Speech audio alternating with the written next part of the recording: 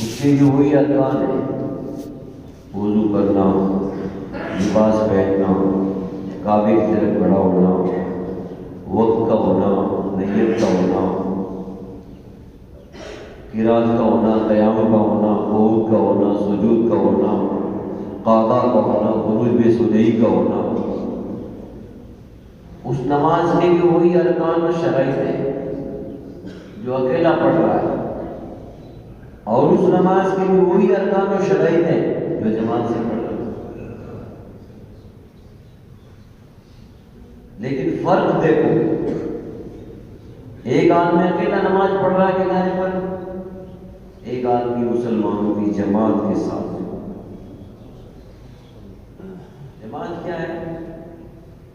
مسلمانوں کی مضبوطی ہے، ان کی قوت ہے، ان کا اتحاد ہے، ان کا اتفاق ہے۔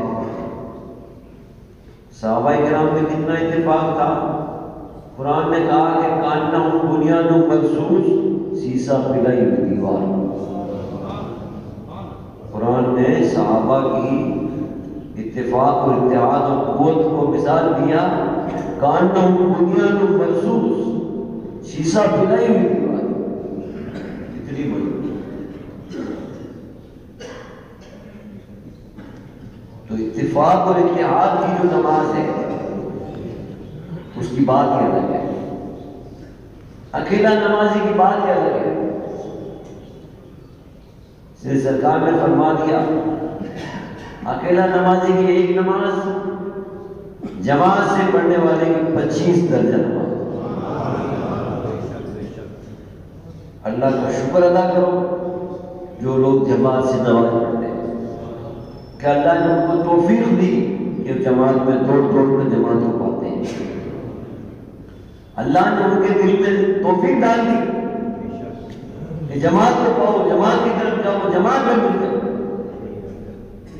یہ شوق، یہ ولولہ، یہ طلب اور محبت اس بات کی دلیل ہے کہ اگر سے کہ ہم اکیلے پڑھنے والے کو بھی خدا کی توفیق سے جو بھی پڑھتا ہے، لیکن یہ توفیق جو ہے اللہ کی جماعت والی، اس میں خوب خیر ہی خیر ہے، برکت ہی برکت ہے، رحمت ہی رحمت ہے، ثواب ہی ثواب ہے، اجر ہی۔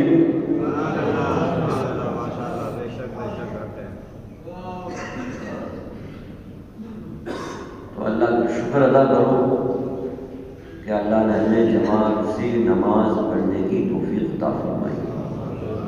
یہ اس کا کرم ہے، اس کی مہربانی، اس کی عنایت ہے۔ ہمیں اس اکیلے غافل اور کاہل سست نمازی کی طرح نمازی نہیں بنایا، بلکہ اللہ نے جماعت کی طرف دوڑنے کا، اذان کی پکار کا، اقامت کی پکار کا، مسلمانوں کی ساتھ میں رہنے کا ہمیں اللہ نے توفیق عطا فرمائی۔ اس نماز کی شانیت ہے، اس نماز کی شانیت ہے۔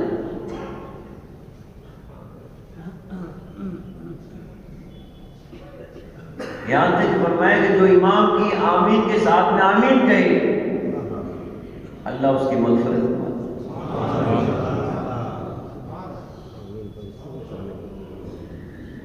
تو سرکار کے زمانے میں بھی ایک گمراہ باطل بے دین منافقین کا ٹولہ تھا۔ یہ اللہ کی جانب سے امتحان ہے۔ وہ ٹولہ ہمیشہ جماعت سے ٹال مٹول کرتا تھا، خاص طور رہنا، پیچھے رہنا، الگ رہنا، تاکہ لوگوں کو آہستہ آہستہ پہچان لیں۔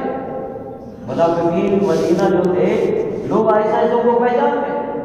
یہ جان بوجھ کے جماعت ہوتے ہیں، بڑے رہتے ہیں صبح کے وقت، اور عشاء کے وقت کھانے پینے مشغول رہتے ہیں اور جماعت میں آتے ہیں۔ اس لیے سرکار نے فرمایا کہ یہ دو نمازیں عشاء فجر منافقین پر بہت بھاری ہے۔ اگر ان منافقین کو اس نمازوں کی قدر ہوتی تو زمین پر گھسیٹتے ہوئے، لیکن وہ نہیں آتے۔ وہ اعتقاد منافقین تھے، ان کا اعتقاد عقیدہ بھی منافقین کا۔ ہم اپنے کسی پر یہ الزام نہیں لگاتے کہ وہ عقیدے کے اعتبار سے منافق ہے، لیکن عمل اس کا منافقین جیسا ہی ہے۔ فجر کی نماز کا تو کہنے ہی کیا بھائی، وہ تو ایک نفس کے اوپر بہت بھاری بوجھ ہے، نفس کو مومنان شان سے کچلنے کی تیاری ہے۔ سردی کا موسم ہے، ٹھنڈ کا موسم ہے، بستر سے آدمی باہر نکلنے کی ہمت نہیں کرتا ہے، لیکن اس کے دل میں خوف آخرت ہوتا ہے، اللہ کی محبت ہوتی ہے، اللہ کے حبیب کی سنت کی پیروی ہوتی ہے۔ وہ عملہ جو ہے ساری چیزوں پر غالب آ جاتا ہے اور وہ دوڑ کر مزید کرواتا ہے، اسے وہ دوڑا کر لاتا ہے۔ یہ ولولہ ہونا ایمانی، نماز کی محبت ہونا، جماعت کا شوق ہونا، یہ اللہ کی اسپیشل عنایت ہے۔ اگلے وقت جو ہے نیند کی غفلت، سردی کا موسم، قسم قسم کے ہیلے بہانے نفس تلاش کر لیتا ہے، نفس تلاش کر لیتا ہے، لیکن آدمی کا ایمان تازہ ہوتا ہے، حضور کی محبت اس پر غالب ہو، دین و شریعت کی اتباع اور پیروی جو ہے اس کے دل میں موجے مار رہی ہو، وہی آدمی دوڑ کر آ سکتا ہے، وہی آدمی دوڑ کر آ سکتا ہے۔ لاپرواہ غافل قاہر کی بس کی بات نہیں ہے۔ اس لیے فجر کی نماز آدمی کوئی بیٹھک میں سے نہیں آتا ہے، کوئی دکان میں سے نہیں آتا ہے، کوئی کارخانے میں سے نہیں آتا ہے، بلکہ اپنی بند کوٹری سے نکل کر آتا ہے۔ کوئی الگ ہی جذبہ ہوتا ہے، الگ ہی آدمی کا شوق اور محبت ہوتا ہے، آدمی سے مزید دوڑا کرتا ہے۔ نہ وہ سردی سے ڈرتا ہے، نہ وہ کسی چیز سے گھبراتا ہے، اللہ کے گھر میں مان جاتا ہے۔ بڑے مبارکبادی کے وہ حقدار ہیں جو فجر کی نماز کو جماعت سے پڑھتے ہیں۔ اس لیے سرکار نے فرمایا کہ جس نے عشاء کی نماز جماعت سے پڑھ لی گویا کہ آدھی رات ہی بند ہو گئی، آدھی رات نفلی نماز پڑھنے کا ثواب ملے گا۔ آدھی رات تک نفلی نماز پڑھنے کا اسے ثواب ملے گا جس نے عشاء کی نماز جماعت سے ادا کی، اور فجر کی جس نے پڑھ لی گویا کہ اس نے پوری رات نفلی نماز پڑھی۔ فجر کی نماز کو جماعت سے جس نے پا لیا گویا کہ اس نے پوری رات نفلی نماز پڑھ کر گزار۔ ارے اللہ کے لیے ثواب کی کیا کمی ہے؟ لینے والا چاہیے، دامن پھیلانے والا چاہیے، سچی نیت ارادہ چاہیے۔ اللہ تبارک و تعالیٰ بے شمار اپنا فضل فرماتا ہے، کرم فرماتا ہے، عنایت فرماتا ہے، اور ثوابوں کی جو ہے اس پر برکھا برساتا ہے۔ تو آج کے لیے سردیوں کا موسم ہے اور دن بہ دن سردی بڑھنی ہے، دن بہ دن اب سردی بڑھنی ہے۔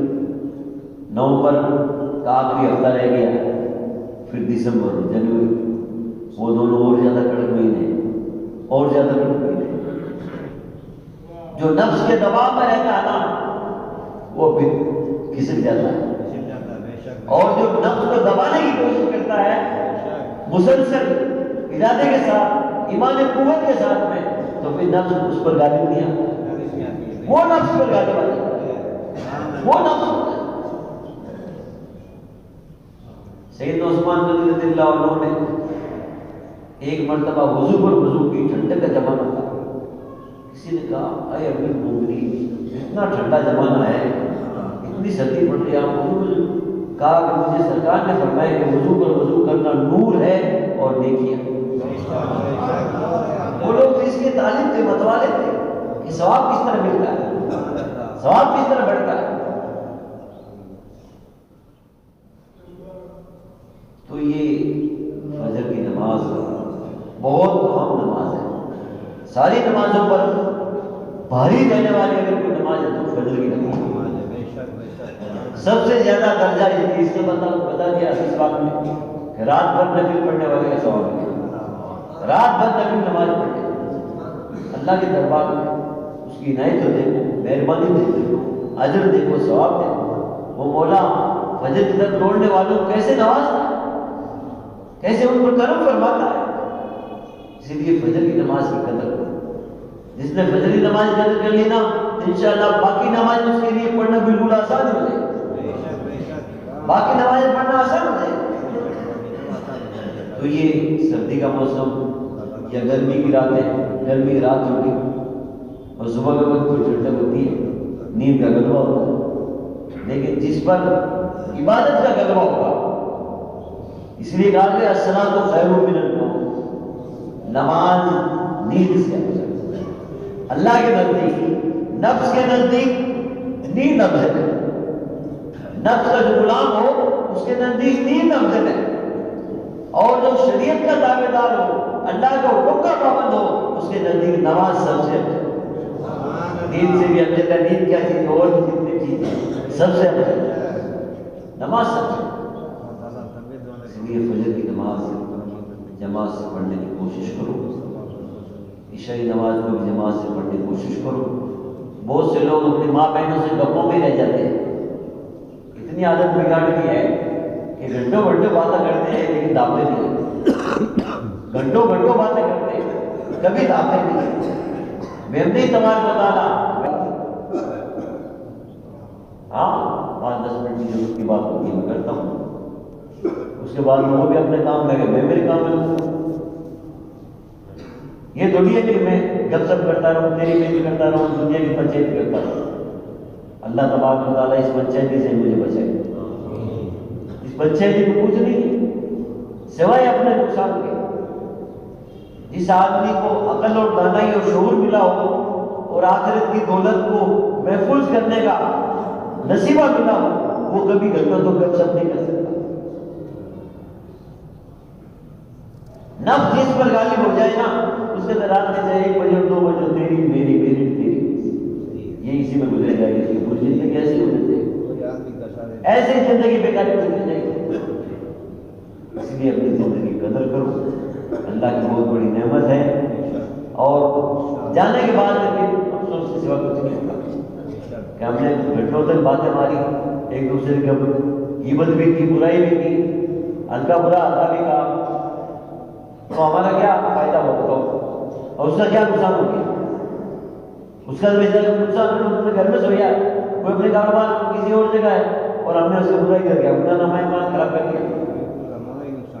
ابھی ایک آدمی میرے پاس آیا کہ میں نے آپ کو برا بھلا کہہ دیا تو معافی مانگنے آیا۔ میں نے کہا میری طرف سے معافی ہے، میری طرف سے تو معافی ہے، چاہے کوئی برا بھلا کہے، کچھ بھی کہے، ہمیں اس کی پرواہ بھی نہیں ہے۔ کوئی برا بھلا کہے، کچھ بھی کہے، ہمیں اس کی پرواہ بھی نہیں ہے۔